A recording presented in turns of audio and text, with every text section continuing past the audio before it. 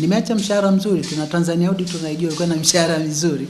Nikaenda kwenye posho ya 30,000. Watu waliniona kama mwehu hivi. Alianza kama mkaguzi wa mahesabu, akifanya kazi kwenye taasisi kubwa nchini kwa zaidi ya miaka 16. Nia yake haikuwa kupokea mshahara mnono tu, bali siku moja aiguse jamii zaidi kwa kuwainua waliosahaulika. Kwa cha kwangu kazi niliacha, nilikuwa na wakati ule kuna shughuli ya siasa na kazi vilikuwa haviingiliani. Nimeacha mshahara mzuri, tuna Tanzania Audit tunaijua ilikuwa na mshahara mzuri. Nikaenda kwenye posho ya 30,000. Watu waliniona kama mwehu hivi. Kutoka kuacha kazi yenye mshahara mkubwa hadi kugombea udiwani na baadaye kuwa mbunge pekee wa kike wa jimbo katika mkoa wa Mwanza kwa miaka 10.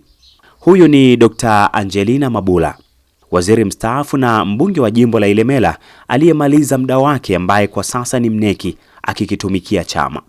Mbali na kuwa amekabidhi kijiti cha ubunge, lakini kupitia taasisi yake ya The Angeline Foundation ambayo imekuwa ikijihusisha kusaidia makundi ya vijana, wanawake na wenye ulemavu katika jamii kwa takribani miaka 10 sasa. Kupitia taasisi ya The Angeline Foundation kwa kushirikiana na vijana 5 wenye ujuzi wa ufundi seremala kutoka Masasi, mkoa wa Mtwara, wamedhamiria kuondoa tatizo la uharibifu wa meza, viti na madawati mashuleni bila malipo kwa kuvikarabati na kuvirejesha katika hali yake, ambapo hapo awali vilionekana kutelekezwa kwenye vyumba vya madarasa, huku serikali ikitenga fedha nyingi kutengeneza madawati mapya kila mwaka.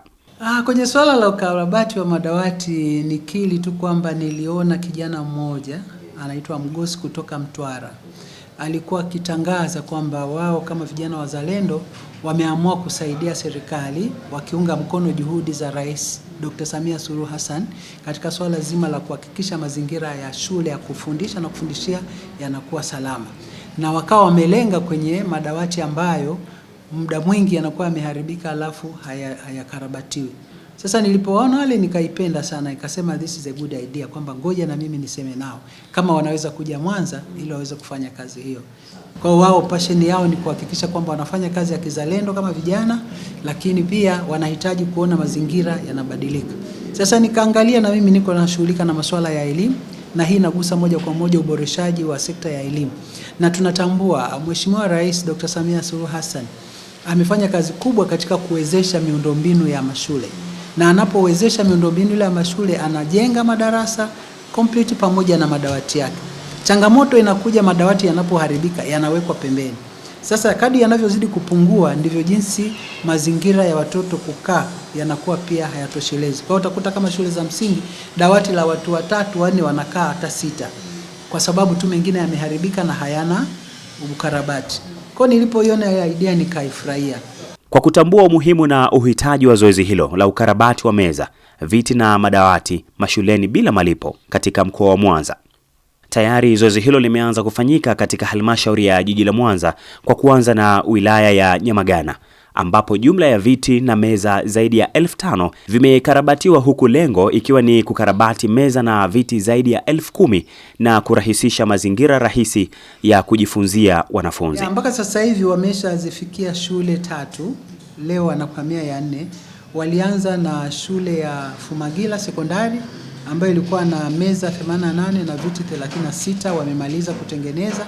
Wakaenda shule ya msingi Kanenwa ilikuwa na madawati 76, yote wamemaliza.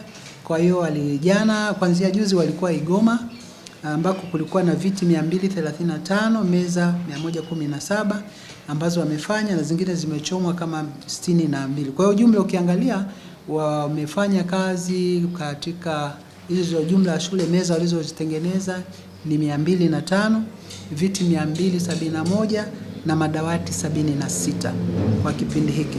Na kasi yao ni nzuri kwa kweli. Jinsi wanavyofanya kazi, mimi sikuamini kama vijana wale wanaweza kufanya kazi kwa haraka namna hiyo.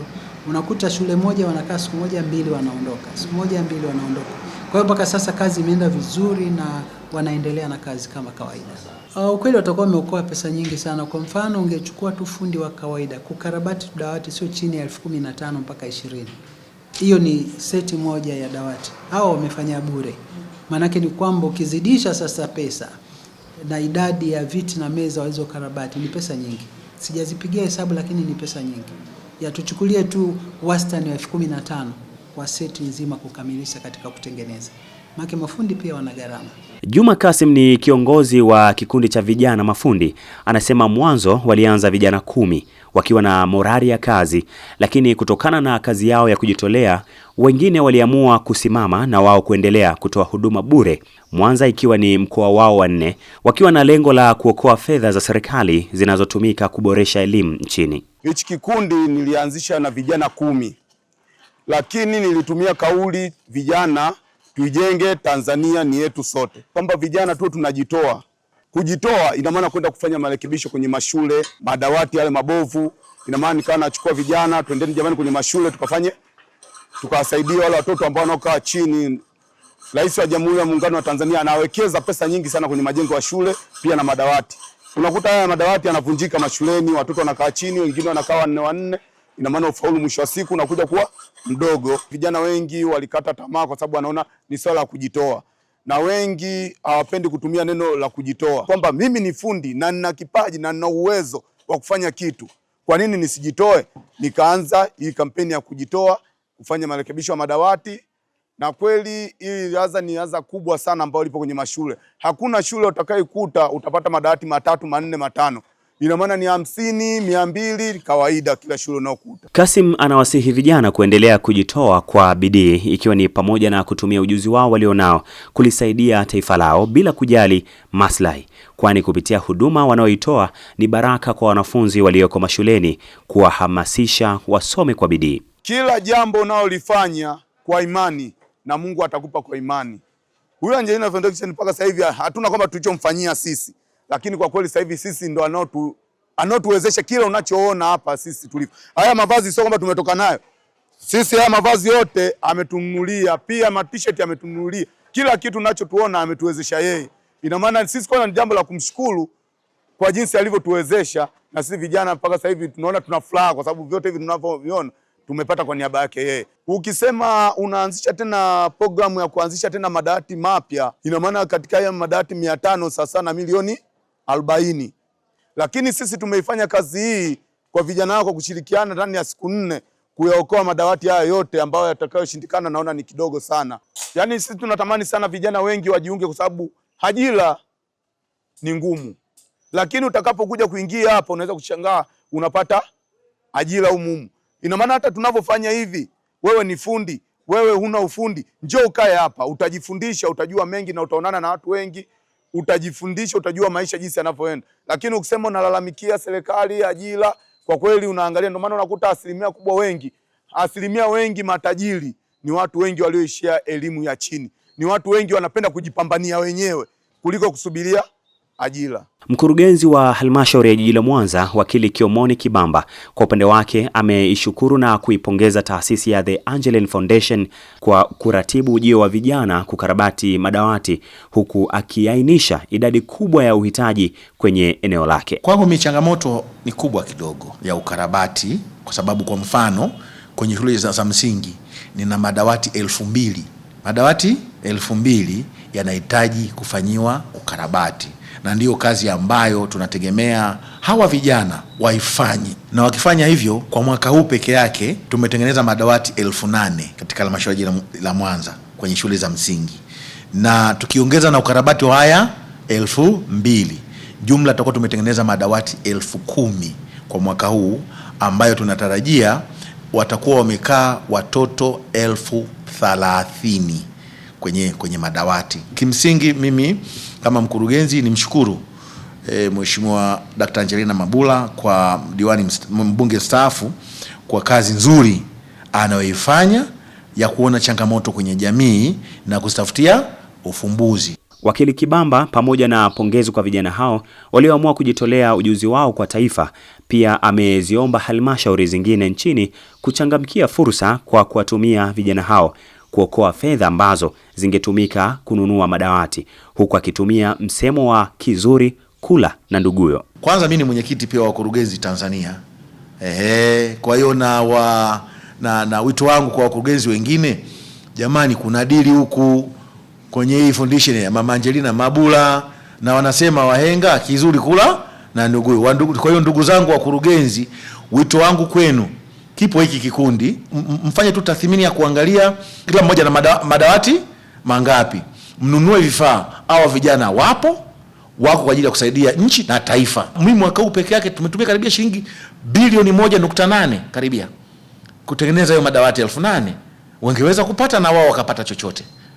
Sasa hapa ni Nyamagana, nchi nzima ikoje kwenye halmashauri 184. Kama unaona kabisa kwamba ungeweza kwenda wakawa tukawezesha mitaji. Yani maana yake kwamba tukiwapa fedha, basi mnaopata mtaji wa milioni 300 hawa vijana ambao wanaweza wakaanza kutengeneza madawati 1,000, wakileta mnawalipa, wanapata faida yao, wanalipa kodi za serikali, na wao wanapata fedha za kujikimu kuendesha maisha yao. Inawezekana kabisa. Kwa upande wake, kaimu afisa elimu mkoa wa Mwanza, Mwalimu Aisa Lupia, amesema serikali kupitia miradi yake ikiwemo ule wa Boost imekuwa ikihakikisha inaweka mazingira rafiki ya kujifunzia kwa kutengeneza viti, meza na madawati kila mwaka. Lakini bado tatizo la upungufu wa madawati limeendelea kuwepo, akiainisha mkoa wa Mwanza una uhitaji wa madawati 12,000 huku shule za msingi zikiwa na idadi kubwa ikilinganishwa na shule za sekondari. Lakini pamoja na juhudi kubwa ambazo serikali wamefanya, bado tumekuwa tuna changamoto ya madawati. Changamoto ya madawati 12,000 kwa mkoa wa Mwanza. Tatizo kubwa kabisa liko kwenye shule za msingi. Kwa shule za msingi tunakuwa na upungufu wa madawati 9,000 ikilinganishwa na shule za sekondari ambako tuna upungufu wa madawati 4,000. Madawati shuleni tuna upungufu wa madawati, lakini tuna madawati mengi ambayo yameharibika. Na kwa hiyo kupitia The Angeline Foundation wanatusaidia sasa kuondoa ule upungufu wa madawati kwa njia rahisi kabisa ya kukarabati madawati yaliyopo ambayo yameharibika. Mkurugenzi wa The Angeline Foundation Dr. Angelina Mabula, pamoja na mambo mengine, anatoa wito kwa vijana hasa wa mkoa wa Mwanza kujitokeza kwa wingi kupata ujuzi ili vijana wengi kwenye maeneo yao watatue matatizo wanayoweza kuyatatua badala ya kuingoja serikali. Kwanza ni mshukuru sana Dr. Samia Suluhu Hassan, Rais wa Jamhuri ya Muungano wa Tanzania, kwa kazi kubwa ambayo amefanya katika uboreshaji mzuri wa miundombinu katika sekta karibu zote. Ukienda kwenye elimu, ukienda kwenye afya, ukienda maji na nini, amefanya kazi kubwa sana. Wito wangu mimi ni kwa vijana katika hili zoezi ambalo tunalifanya leo, wajitokeze vijana wengi kuona kwamba hili ni jukumu lao pia kuhakikisha kwamba wanaweka mazingira vizuri. Lakini pia ni sehemu ya wao kupata uzoefu katika kazi ya kufanya. Kwa sababu tuna imani vijana hao ambao wamefanya kazi hii, wametoka Mtwara, lakini walishafanya Manyara, wamefanya mkoa wa Mtwara huko kwao, nadhani wameenda na Lindi katika hali halisi ya kuweza kuokoa hizi pesa, lakini kuweka mazingira mazuri. Kwa hiyo kijitokeza vijana wengi katika mikoa mbalimbali, katika wilaya mbalimbali, nadhani itakuwa imesaidia sana katika kuondoa changamoto hii iliyopo sasa. Lakini pia uangalifu mkubwa ufanyike pale wanapopeleka tenda za kutengeneza madawati. Wachukue mafundi ambao wanatengeneza vitu imara vitakavyoweza kukaa kwa muda mrefu.